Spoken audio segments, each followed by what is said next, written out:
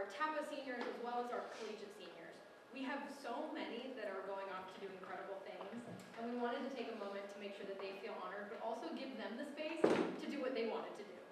We talked about this tonight, well, a little earlier than tonight, being a place where they could do the pieces that they always wanted to do but never could, their favorite projects that they worked on over 4 years, and just the things that make them feel good as an artist. So some of their favorite class projects that they did, we've got some that are bringing back songs from their freshman year, and wanted to give a different look at it. So that's what today is about, is letting them experiment, show you what they've worked on over 4 years and who they are as an artist over 4 years. So before we begin, if you would join me in prayer. In the name of the Father, and Son, and Holy Spirit, amen. Dear Lord, thank you so much for the gift of theater, for the gift of this community, Talent Theater, our TAPA community, our wonderful seniors who have poured their hearts into this program and are getting ready to leave. Please look over all of our parents and all of our students as we share in this moment together. In your name we pray, amen.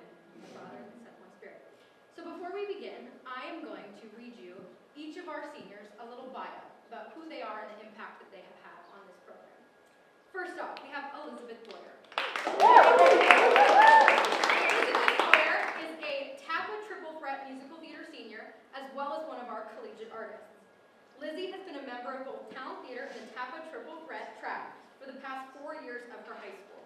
Lizzie participates both on stage and behind the scenes aspects of our program and has been a part of many shows. She started as a member of Deck Crew for the Matchmaker, and then starred as an ensemble member in The Music Man. She continued this for the next year as Deck Crew for Alice in Wonderland and ensemble in The Pirate Queen. Her behind-the-scenes credits grew as she scenic designed Little Women, Love and Information, and The Outsiders. She also grew her on-stage repertoire as ensemble in Cinderella in Concert, ensemble in The Candy Striper in 9 to 5, a worker in Hadestown Teen Edition, and finally ensemble in The Dowager Empress understudy in Anastasia. This year, Lizzie was also part of the Advanced Women's Honor Choir. She was named a Spirit of Talent Theater Award recipient and received a Cappy Award for her set design for Little Women. Lizzie notes that the sets she designs become characters on stage and come to life with the collaboration of actors and other technicians and designers. Lizzie will be attending the University of Cincinnati College Conservatory of Music for a BFA degree in scenic design.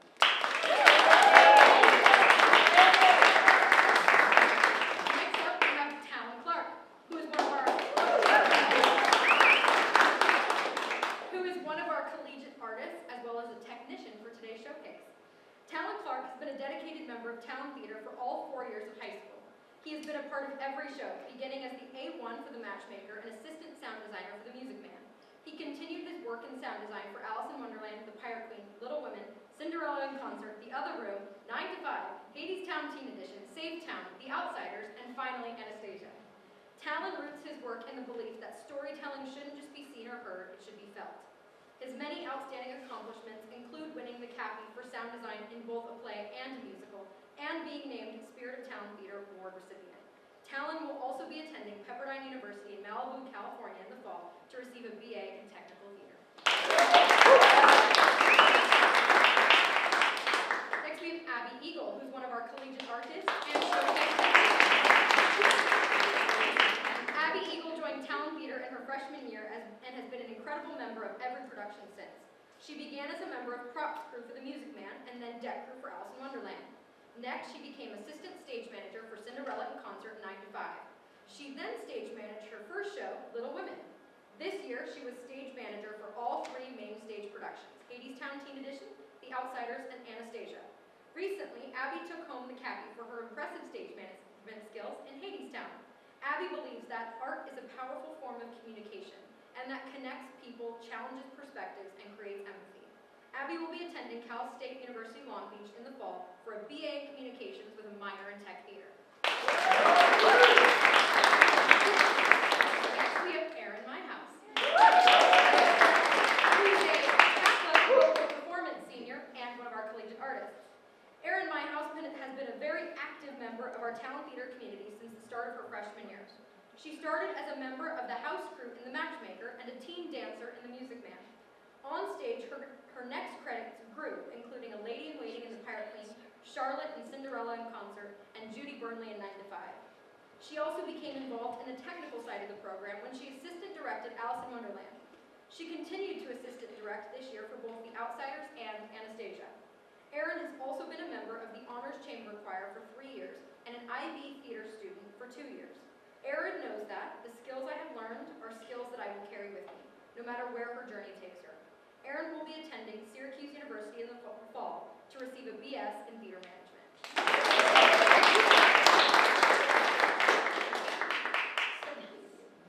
Next, we have Jillian Mooney, who is one of our TAPA Triple Threat Musical Theater seniors and one of our collegiate artists. Jillian has been an active member of Talent Theater and the TAPA Triple Threat Musical Theater track since her freshman year at SMCHS. Her first role in the program was a teen dancer in the Music Man, and since then she has continued performing as the Duchess in Alice in Wonderland, a member of the ensemble in The Pirate Queen, Josephine March in Little Women, Violet's understudy and ensemble in 9 to 5, Irina in The Night Witches, Lily in The Other Room, Fate 2 in Hadestown Teen Edition, Cherry Valance in The Outsiders, and an ensemble swing in Anastasia. Jillian has also been on the technical side of things as the hair and makeup designer and crew lead for The Night Witches and assistant director for Anastasia. Additionally, Jillian has been a member of the theater elective classes since her freshman year and completed 2 years of the IB theater program. This year, Jillian was also a member of the Honors Chamber Choir. Jillian recently received 2 Cappy Awards for her performance in Hadestown Teen Edition and was named this year's Talent Theater Student of the Year. Jillian hopes to become a theater teacher and allow younger people to experience the ways art can transform and move them. In the fall, Jillian will be attending Hofstra University in Hempstead, New York to earn her BA in drama. Next up, we have Ryan Norrie. Ryan Norrie is one of our Triple Threat Musical Theater seniors and one of our collegiate artists. Ryan Norrie began his talent theater journey in his sophomore year and has continued to grow as an actor in the program ever since. He began as the executioner in Alice in Wonderland, and then went on to play Dodara in The Pirate Queen, Laurie in Little Women, Franklin Hart Jr. in 9 to 5, Hades in Hadestown Teen Edition, Pony Boy in The Outsiders, and Vlad Popov in Anastasia. Ryan has also been a member of the Honors Chamber Choir and a 2-year IB theater student. Ryan hopes to continue creating work that moves people and reminds an audience that they are not alone. Ryan will be attending Syracuse University in the fall to earn his BFA in acting.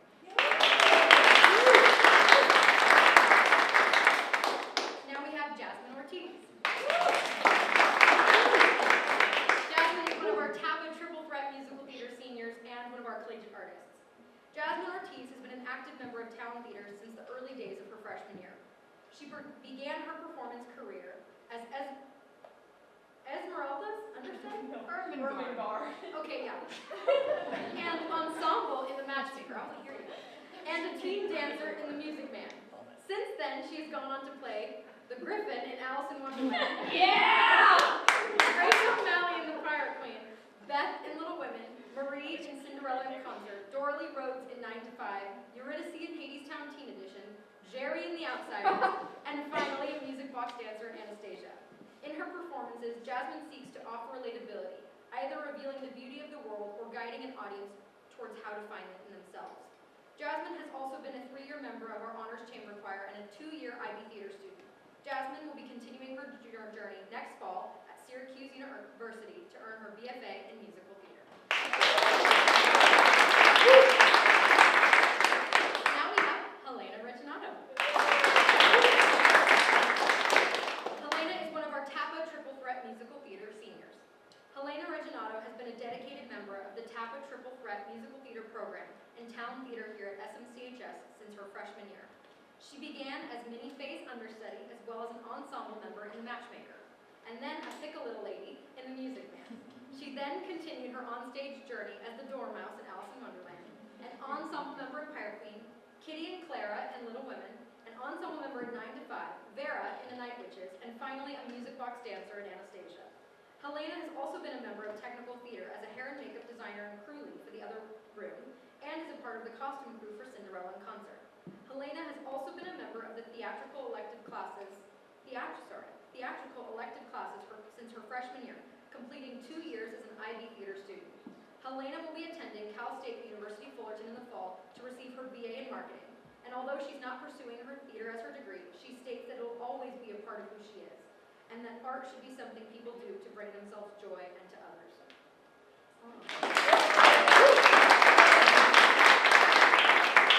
Lastly, we have Brielle Surgener.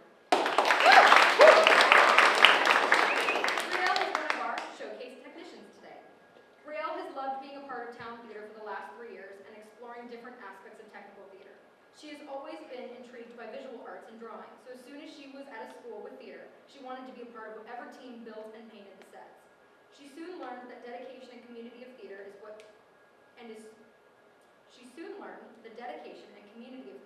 so grateful for having ever joined.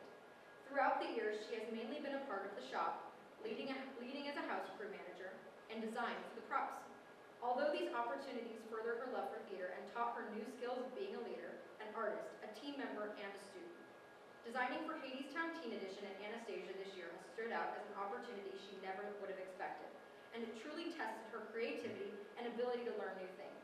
She is so grateful for the opportunities she has had here and the people she has had the pleasure of meeting. Brielle will be attending USD in the fall as an engineering and psychology major.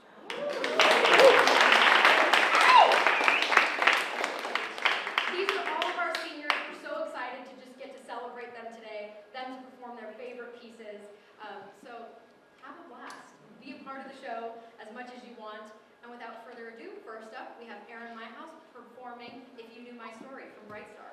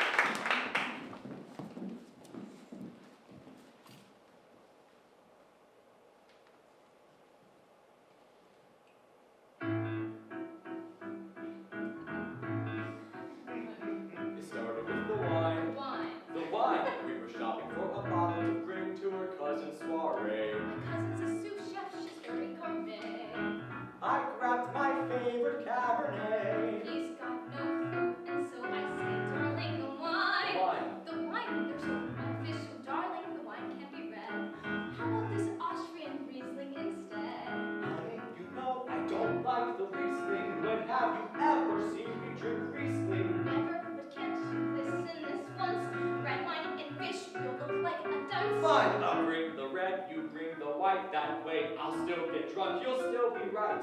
Fine. And then there was the cab. The cab. The cab. We're stuck in traffic in the middle of Broadway. 10 minutes we wait. We're 12 blocks away and we're already late. I point out there be no delay if we would just turn that away. Honey, the cab. The cab. The cab was pointed squarely down Broadway. I know you're concerned, but your cousin's on Broadway, so why have we turned? Darling, I know my cousin's on Broadway, but there was lots of traffic on Broadway. Sorry, but now in my own defense, we're farther away, which doesn't make sense. Driver, please stop here if you would. I think walking would do us both some good. Fine. Fine. Fine.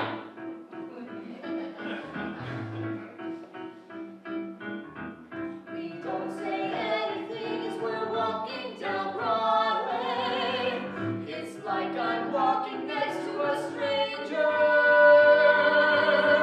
I've had that feeling more and more, like I don't even know. But right now it's cold and we're still in a hurry. I'm not gonna stop and I'm not gonna worry. We'll be fine.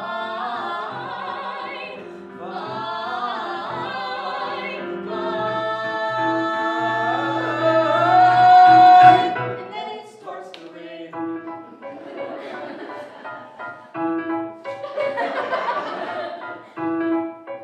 shoes are a mess. My bag's getting wet, and so is my dress. I want the rain. Everything is burned. Down to the lake. Suddenly I stopped.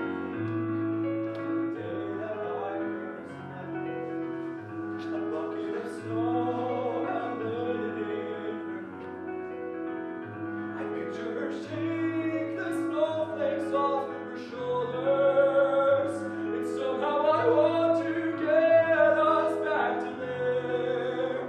I want her to know that I can't bear to spend a single day without her. But how can she know? How can she know? Oh, my shoe, my shoe, my shoe. Damn it, this is really fantastic. No, really absurd. I want you to just stand there and don't say a word. Fine, I'm gonna go play for my cousins. God help the soul, play for my cousins. You can stay put here out in the rain, but don't leave it up to me to explain.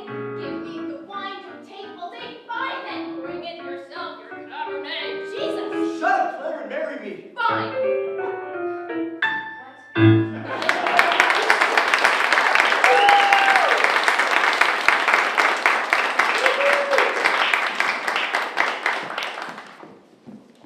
And now we have Elizabeth Boyer singing Beautiful Little Fool from The Great Gatsby.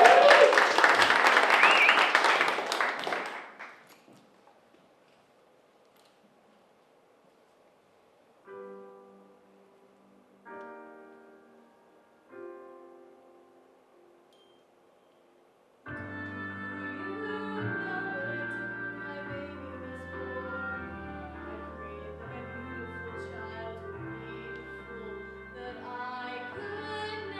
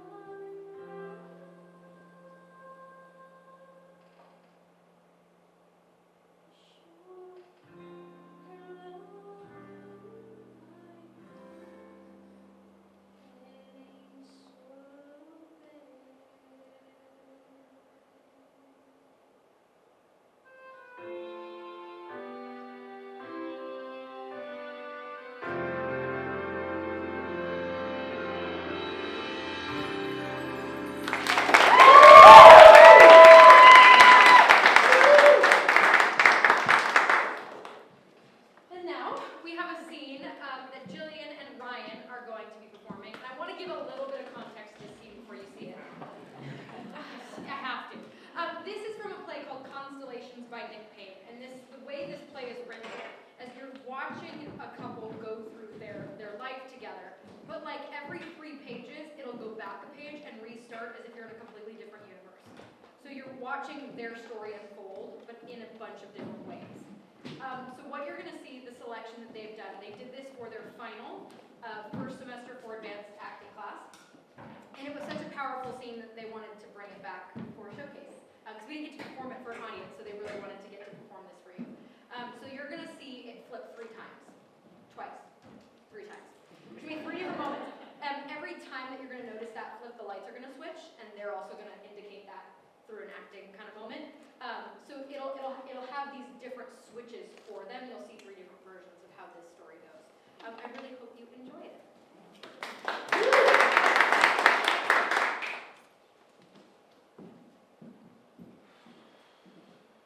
Why don't you sit down? I need to sit down, do I? Yes. I mean, maybe. No, standing is fine.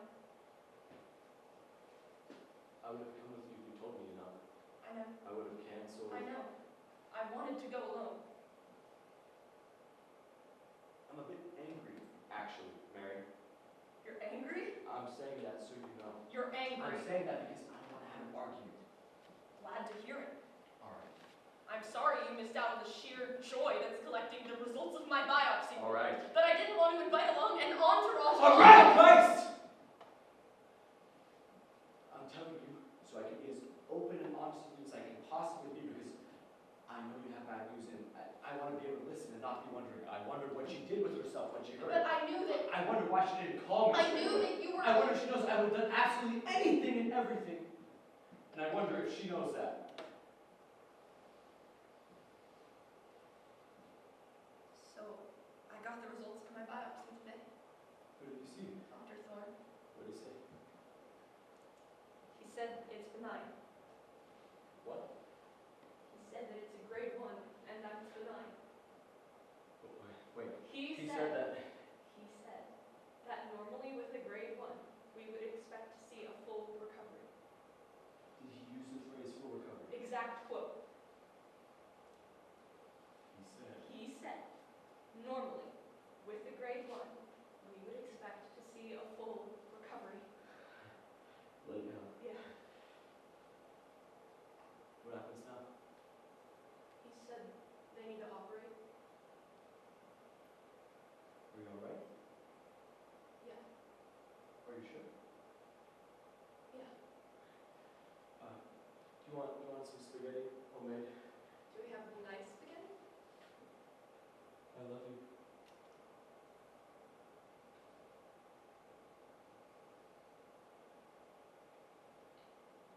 It's called a glioblastoma multiforme. Right. It's grade 4. Right. It's at the front, Okay. which is why I've been having troubles. Speaking.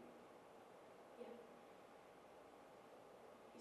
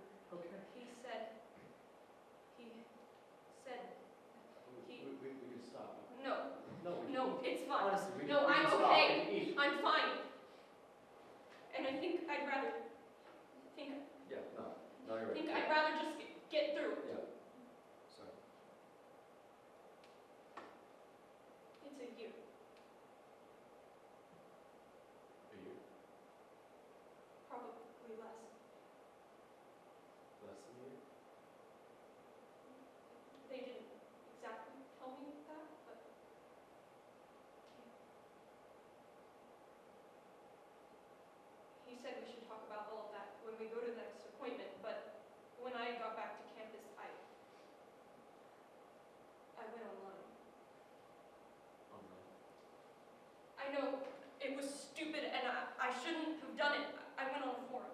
Forum? People left all of these messages to people they'd known that died, and most of them were just really wet and drippy. And I got so angry. Angry? Yes, it's just all bull.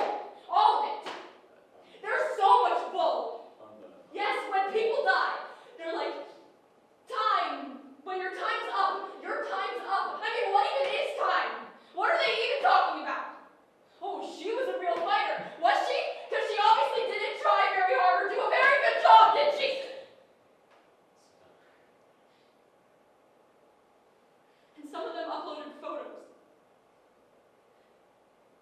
There was a photo of this woman with God knows how many tubes just hanging out of her, and she was surrounded by these garish balloons. Some people like to give people... If you give me a balloon, I'll garrote you.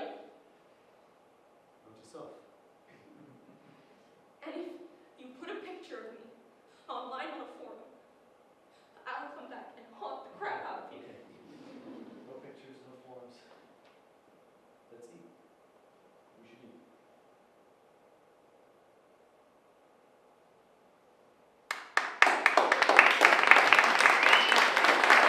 Woo!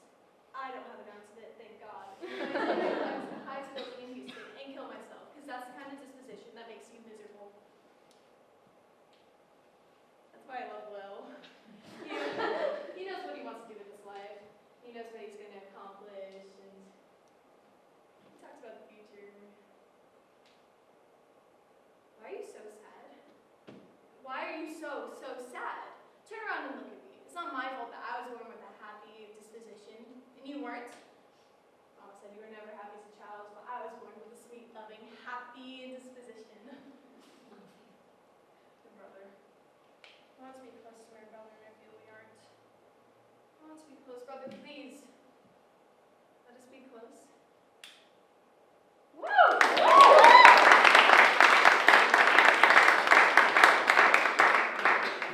And now we have Jillian Mooney performing Being Alive from Company.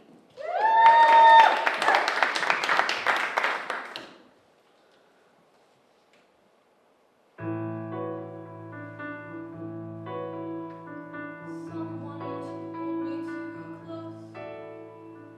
Someone to hurt me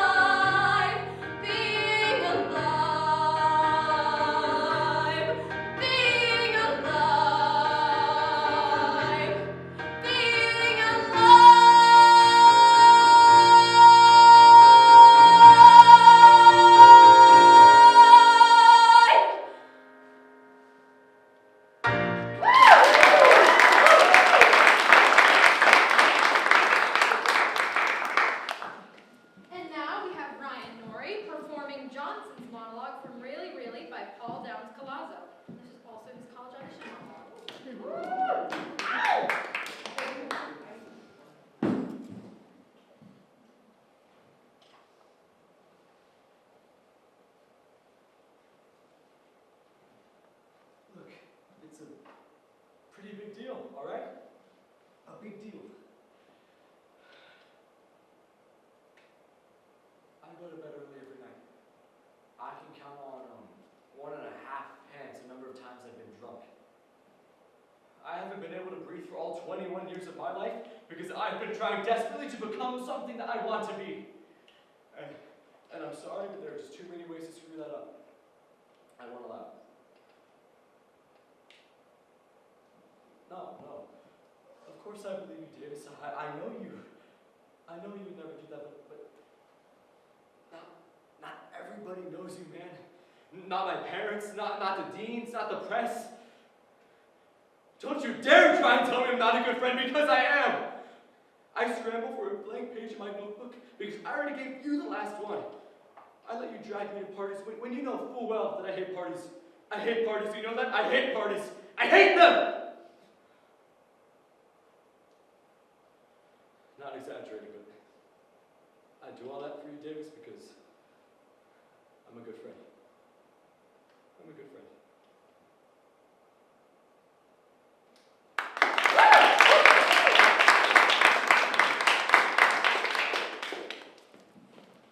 And now we have Helena Reginato performing If I Were a Bell from Guys and Dolls, which I believe this is also a throwback.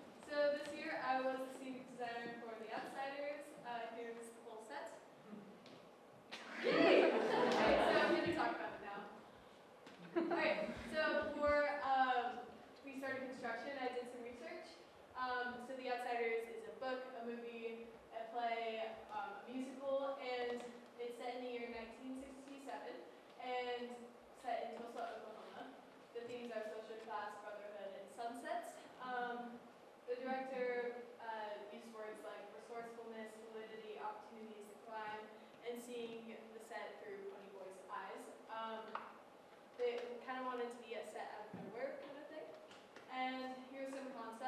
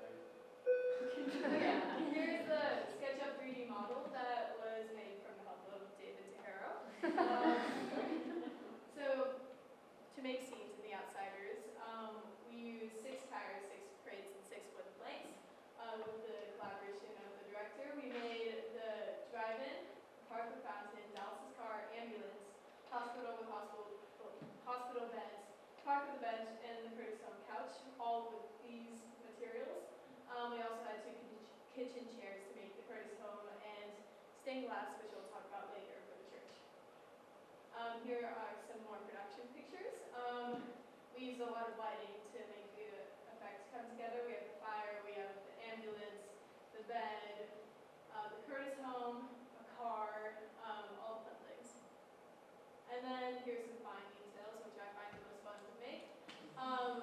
We have chain link fence, which is kind of surrounds like the whole thing, kind of as a border. We used 100 feet, and it was not the best to work with building it, but that's okay. It was really cool. So we used street signs for the outsiders, and we wore them down using brown watered down paint, and we put it in a spray bottle, and we created that texture.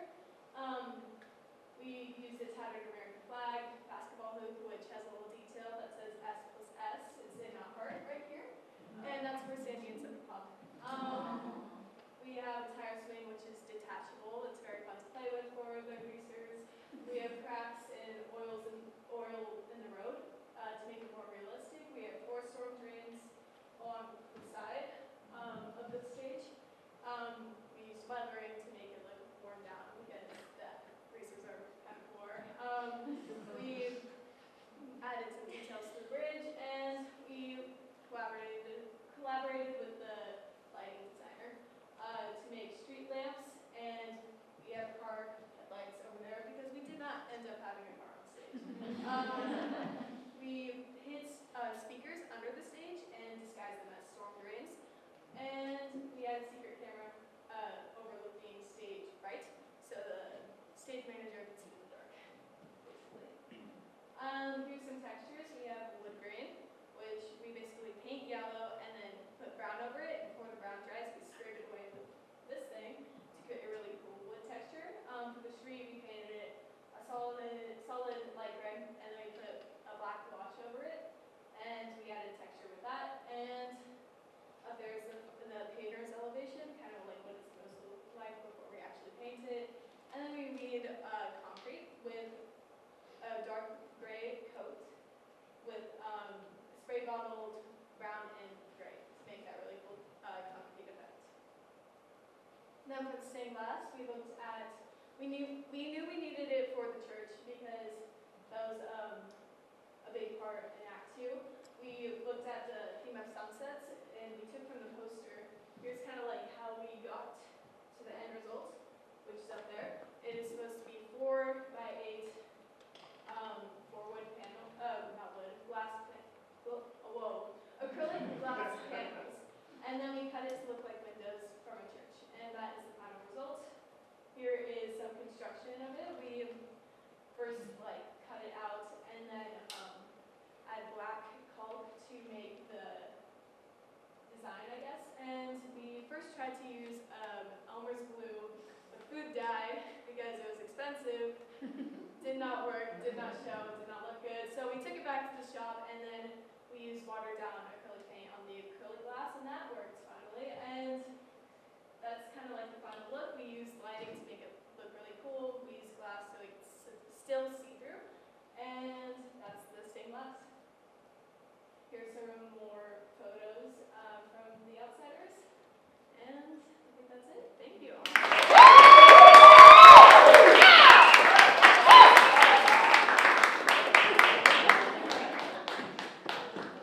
And now we're going to have Abby Eagle, who's going to give a presentation on her stage management.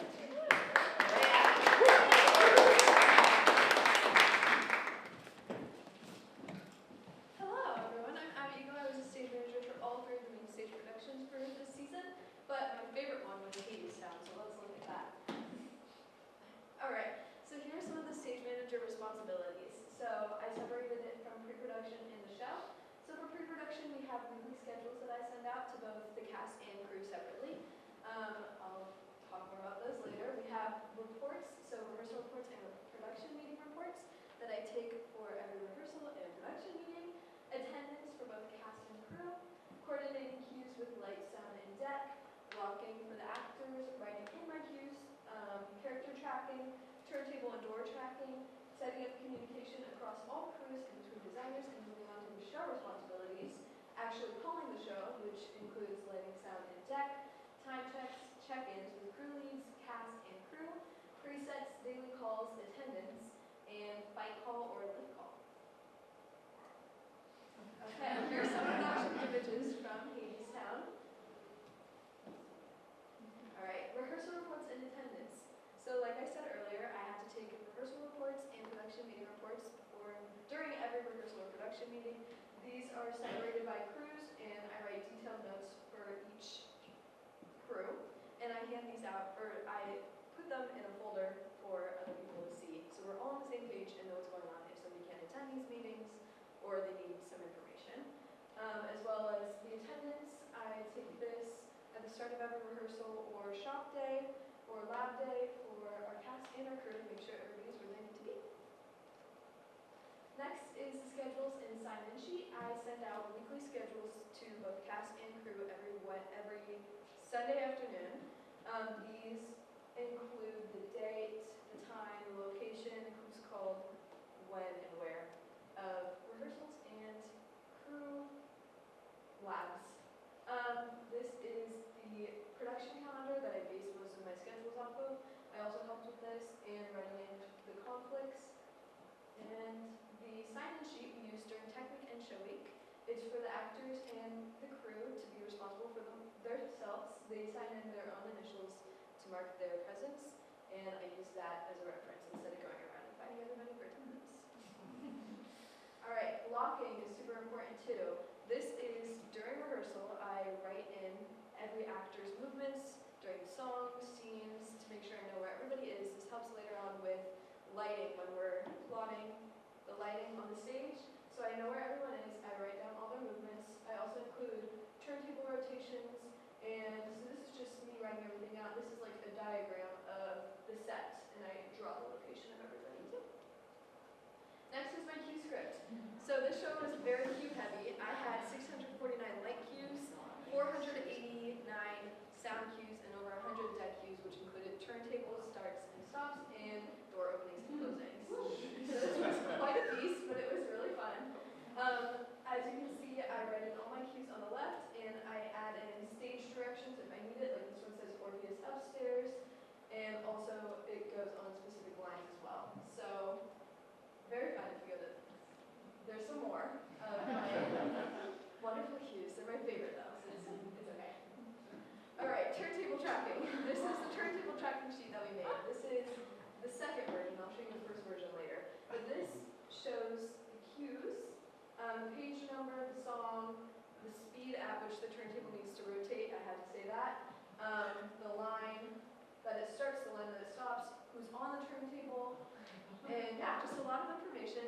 I would also call them turntable cues, but the turntable operator used this as a reference as well, so it was very helpful. Character tracking was also very important.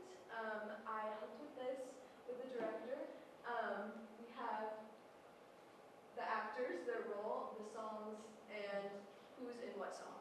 So this was very important for both hair and makeup, costumes, and even lighting to see who's on each scene. Alright, in addition to doing regular stage management tasks, I also made the stage management guide, which is basically just every resource the stage manager needs in order to do the job successfully to town leader standards, I would say.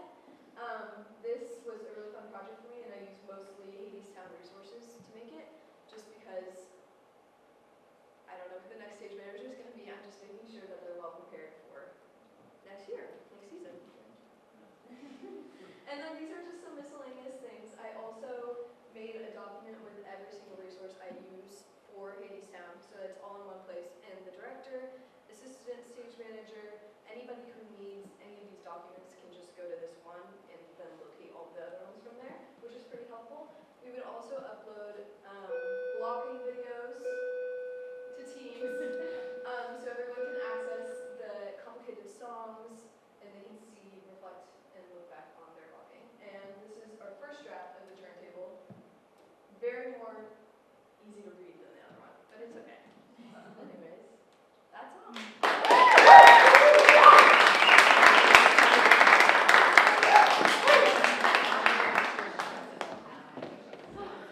It's so cool to learn about that.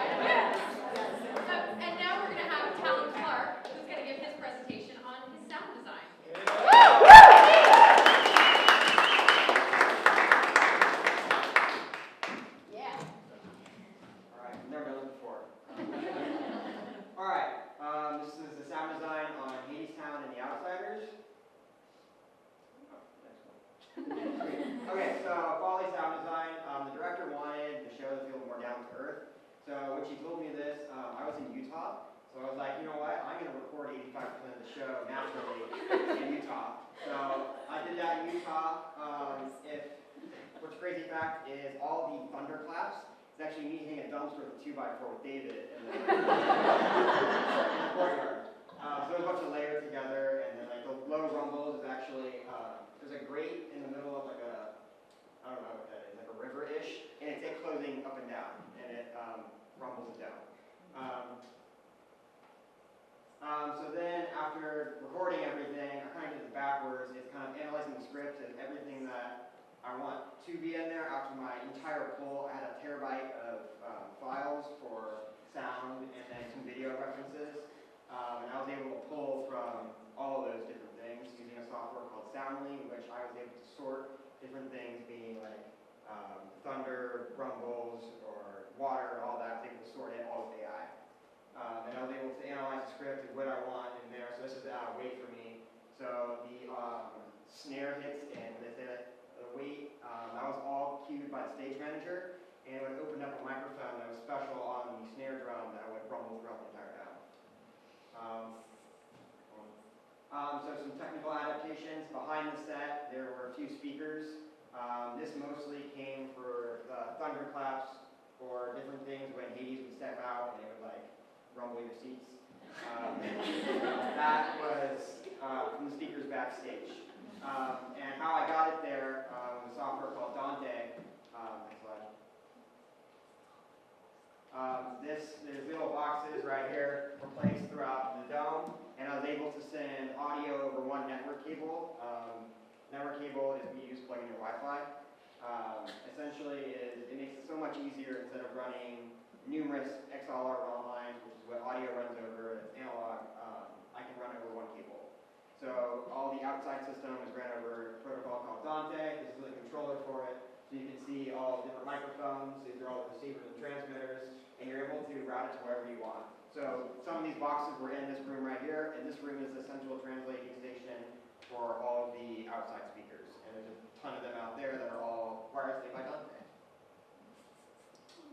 So Hermes had a microphone, and it's a working microphone, and I collaborated with the props designer to 3D print a false bottom of a mic stand that housed the transmitter in it. So that was the wireless transmitter for the microphone that she tapped on and everything. And that was actually working, and I actually used that for Anastasia as well for Gleb's scene on the bridge. Some storytelling techniques that I like to use was really deep reverb on Joey's La La La's to kind of symbolize the connection between Orpheus and Eurydice. So as that characters move downward, low frequencies start to build in from underneath you, industrial textures fade in, and sounds become more tighter and directional via just sound mapping around. I had a 3D model of the dome in a software called QLab, and able to tell a sound to go to the stage left side only, and then stage right, and it can move around you. So this is a QLab snippet. There is a total of 1,141 cues. Abby calls about 400 of them. All the rest are either built in or they're automated by the lighting desk, or they are auto-follow, so if you click one, it will go down the list and do it in a time sequence. So this is what it looks like, the QLab operator looked like. So inside of this one, you go back a slide, that's what's inside of that one queue. So when our QLab operator wrote and hit go, about like 40 of these fire at once, and that's what builds that whole like soundscape. So these are multiple speaker zones. Sound physically pulls the audio forward. So these are all my speakers, and I can tell it to how loud I want it to be and where I want it to go. So this is the left, right, and so on. These are all the surround sound speakers, the speakers that are above you, the subwoofers, the stage monitors, the center speaker, the speakers in the back, left and right, and then this is for rehearsal, and these are all the outside stuff. Next slide. So this is where everything is. So we have one here, one here. There's actually 4 subwoofers underneath here that would like rumble your seats, and everyone liked that. There's speakers up here. I actually blew the speaker during one of the shows. It was so loud. We have to replace it anyway. Sorry, it's coming. And the idea of the speaker is on the stage. So this was like where the speaker was in the back, right here. There's the center speaker where the vocals came out of, and we have the vocals come out of the center because we want your attention to be pulled towards the stage. And if they came out of the left and right, those are about 40 feet apart, and you would be like looking all over the place because they're coming out left and right, and it feels like it's coming from speakers, and I want to feel like it's coming from the stage. Next one. This is what Cappy's critics said. I forgot to put the slide in here. Alright, no, next slide. Sound reinforcement. So this is a sheet that I made before the show even happens. This is the type of microphone that we want, who's playing it, the type of instrument it is, the patch. So there's a stage box that sits underneath the stage that brings in all the inputs, and then it sends it back up to the front of house, which is where all the sound consoles are. And then what type of stage box we have. So we want stage left and stage right, and then our input number. We have 32 channels on our band console, and I completely maxed it out. Yeah, and then next one. So there's 16 wireless cast microphones, 7-piece bands split across stage right and stage left. Total's about 74 channels. As I said, there's 32 channels in the band console. Well, we had 2 consoles, so I maxed it out. And then we had an SD5 that we rented, and an X32, that's for the band. This is what the orchestra is, where they sat. Mr. Calvo sat right here. He music directed and played the keyboard. Very talented. This camera right here is pointing at him, and there would be 2 TVs on stage left and stage right that the cast can see. And then Abby had a monitor right in front of her, so she can be able to call the cues musically. So when he goes down and something tells the orchestra to play, she goes, and everything just goes into sequence. And this was also sent to, I believe, backstage as well, so they can see what's going on. So each band had an in-ear monitor. So that essentially means there's no stage noise. So when you have a live orchestra and a microphone, you don't want their orchestral that they're playing going into the speaker and coming into the microphone, because that makes a thing called a feedback loop. Essentially, it's a big squealing noise that nobody likes. So we used an in-ear monitor system, which basically they wore headphones the whole time, and they're able to create their own mix of what they want. So they can turn me down and like not hear me if they want. They can turn the keys up and down, and so each band member had one of these. And then there was 2 of these sets on either side, and this is that stage box, and that's the Ethernet switch that powers all of this stuff right here. And then this right here was for Joey's guitar that had a wireless pack on it, so when you could walk around stage wherever you wanted. So that's a great picture. Me and the director wanted the trombone to walk around stage, but as a reference that they had in-ear monitors, he also needs one, and we can't have a 100-foot cable just dragging behind him the whole time. So we had to put a wireless pack on him that gave him wireless in-ears and also a wireless transmitter that went on his trombone so we could hear him. Next one. Somebody operating the show. My dad actually sat right next to me and took pictures for my college portfolio, so thank you to him. I use a software called Theater Mix. Essentially, this is reassigning remote controls for me, so I can control 8 mics at a time and not worry about 16. And in my script, I'll have when the Theater Mix cue fires and what mic needs to be up. So what we try to do is only the person that is talking, their mic is up. So when Eurydice is talking, only her mic is up. And then when Orpheus goes, only his mic is up. And that can get really complicated, really fast, especially when they miss lines. So when they miss lines, I'm like, all right, I gotta go down to 5 cues because they missed the whole page. And this also was able to reassign effects to all the different mics and everything. So this is my other control surface called Stream Deck. So we have the house talkback, so me talking back to the house. That turntable mic that Lilia had is a controlled mute for me. And then Joey's guitar I unmuted because sometimes he like to play backstage random tunes. During rehearsal we were playing and Mr. Calvo was like, "Who is playing guitar?" And it was Joey. And then on Joey's La La La moments, that was unmuted right when he started singing. And when I unmuted that, it went down into 4 effects buses, essentially an effect engine that made it that reverb. So as soon as he sung the first L is when I would unmute it, and as soon as he was done, I would mute it. And if I missed it, it would sound really weird because he'd be like talking in space. And then during the big wait for me sequence, when they hit that drum snare, this is the button to unmute it and to rumble it throughout the house. And then we can lock everything and all the QLab controls just in case I needed to remote it. What's the What's panic? up? Yeah. We all want to know what panic is. Oh, panic is just in case a cue gets fired incorrectly, and that stops everything. So we try to avoid that because how I program is different cues add up onto each other. If I hit panic, all like 500 would stop, and I would have to go back and trigger everything. You would hear the train like 40 times. Next one.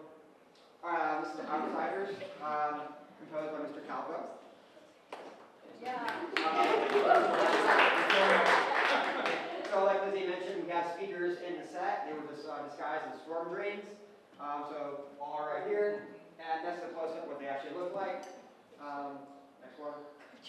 Then there's speakers behind here. So there's all this right here, and this made sound seem like they're coming far away from you, and they would come closer and closer and edge up to you until it got to the main PA in front. Next one. I made David lift up the stage for me, so he wasn't very happy about that one, but he did it, so thank you, David. And I didn't get any help to lift up this entire stage because Lizzie built the whole thing before I said, I want speakers under here.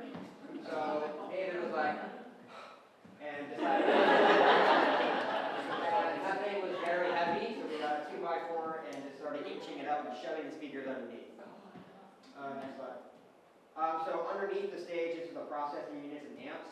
So all of the audio came down to this stage box right here, then went to the amplifiers because they're past the speakers, and then went throughout the stage. This is the QLab, so same thing as Hadestown. There's 1,113 cues in this one. 12 speakers total were built into the set for localized sound placement. And then 2 days before Paper Tech, I worked with Abby to write in all of the cues. This was hectic because there's so many. But she gladly takes every single cue, and we love her for that. So for pre-show, I designed an outdoor system for all of my shows. So there's over about 20 different speakers hidden throughout the entire campus. A big chunk of those were actually in the lunch shelter on the ceiling. And then I decided to take my tree climbing skills and put a speaker in the tree. And all of this is actually transmitted from this room over here over that software called TAPA. Original music, so we collaborated with Mr. Calvo to write everything. As the story progresses, the musical themes shift and change and mirror the character development, helping the audience connect more in the story. So me and Ms. Kemmer worked on this document of what we wanted, and these are all the themes. It's like an 8-page document of what we wanted, when we wanted to start, and when we wanted to stop, and how long we wanted the track, because that's very important. So there's 5 18-inch subwoofers for the Outsiders that made those big punches underneath. There was one on top of the band platform, which is our orchestral loft behind stage, and then there was 4 underneath the seating. And the props crew definitely felt all the rumbles because they were right on top of them. There were 6 surround sound speakers, 12 localized speakers, and about 28 channels of QLab, which is all the sound effects and music, 18 wireless cast mics, and 1,113 cues. And that was...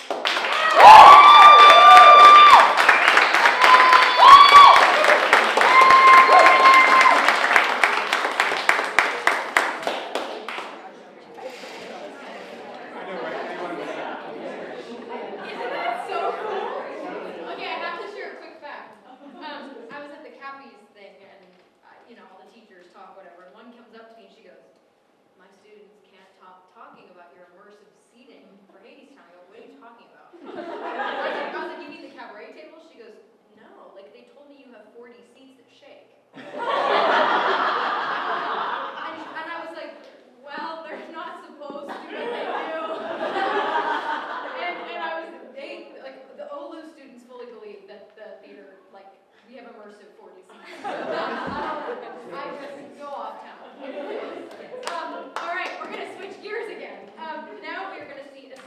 from The Faculty Lounge by Michael Schulman, and this is Helena Reginato and Elizabeth Moyer, and this was their final project for advanced acting this year.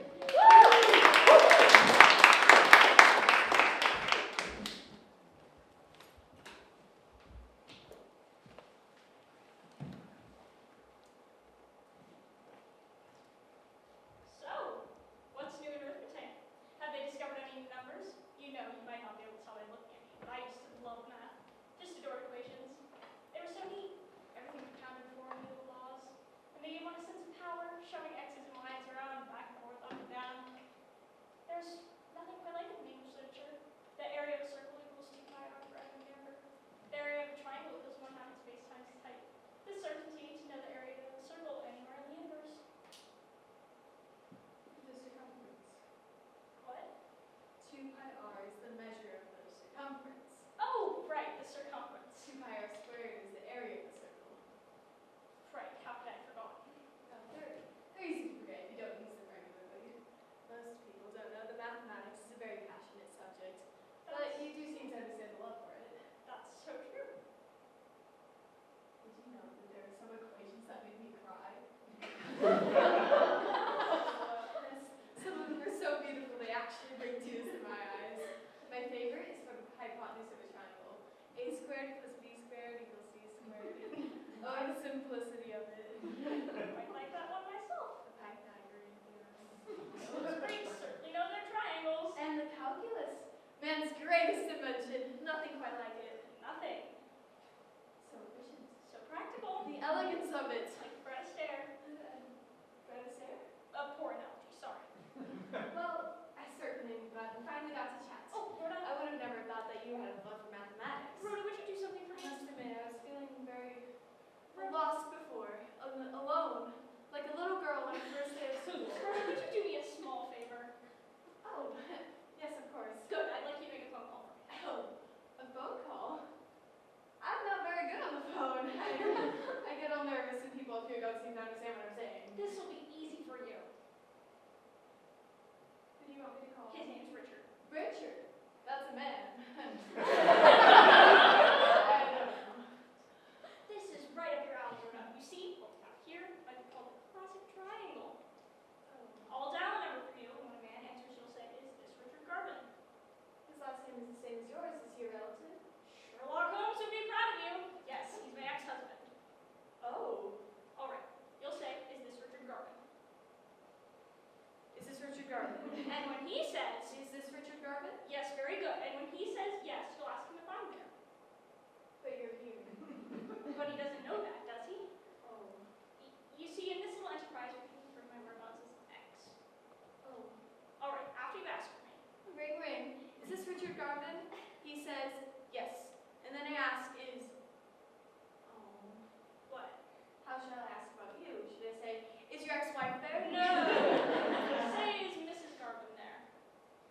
Ring, ring. Is this Richard Garvin? Yes. Is Mrs. Garvin there? Catherine Hepburn, watch out! Ring, ring. Is this Richard Rhoda, Garvin? I think you've mastered that part. Okay. And then ask you who's calling. I want you to say it's the principal's office at the high school. Oh. I want you to say that I left the school and I told someone I was headed for my ex-husband's house. No, I couldn't say all that. You see, I wanted to take him on my way over. He knows what I'm like when I can be mad. I wanted to panic and throw his new lady friend out. I'm a jealous type. No, I couldn't. Why not? Because it's lying. Oh, because it's lying. Well, then perhaps I'll have to take a different approach and no lie. You'll say, "Is this Richard Garvin?" and then ask for me. And when he says I'm not there, you'll say, "Watch out for her," and hang up. Watch out for her. Yes. That should do the job just as well, the sissy. And I assure you, you won't be lying. I don't know. Come on, Rhoda, we women have to stick together. Well, all right.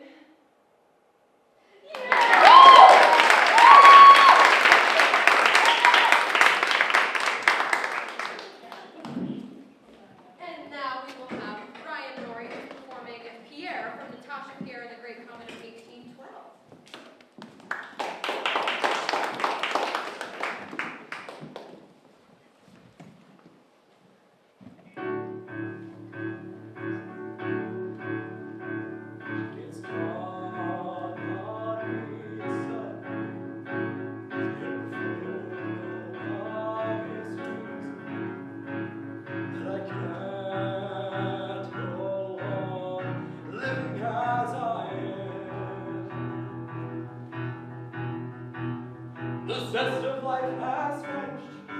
skeleton remains unexpectedly high.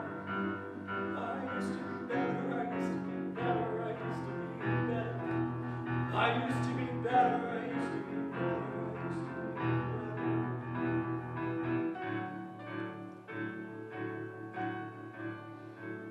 I drink too much. Right now, my friend fights and bleeds, and I sit at home and read hours at a time, hours at my screen. Anything, abandoned to distraction in order to forget we waste our lives drowning in wine. I never thought that I'd end up like this. I used to be better, and the women, they all pity me, 'cause I'm married, but not enough, frozen at the center. There's a ringing in my head, there's a sickness in the world, and everyone knows, but pretends that they don't see. Oh, I'll sort it out later, but later never comes. And how many men before, good Russian men, believing in goodness and truth, entered the door with all their teeth and hair, and left it toothless and bald. You empty, stupid, contented fellows, satisfied with your grace. I'm different from you, I'm different.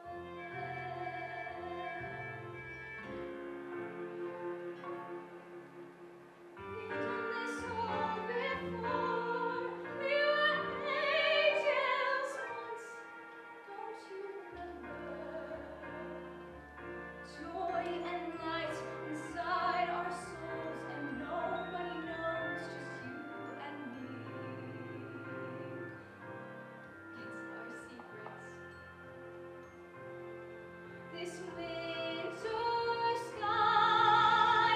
How can anyone sleep? There was never such a night before.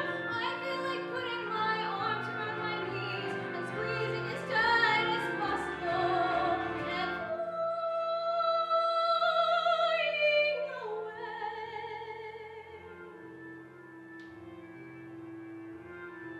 like this.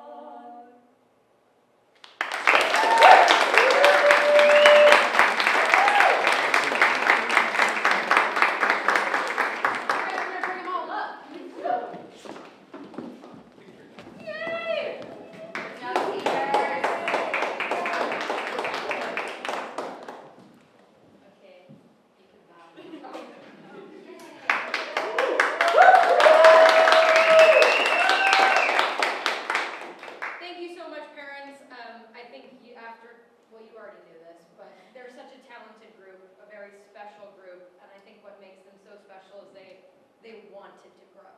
And I think that that's something really special about this class is they were always up for the challenge. They always wanted to grow. They were ready for something new. And that makes it incredibly fun to teach. I've had the joy of my life teaching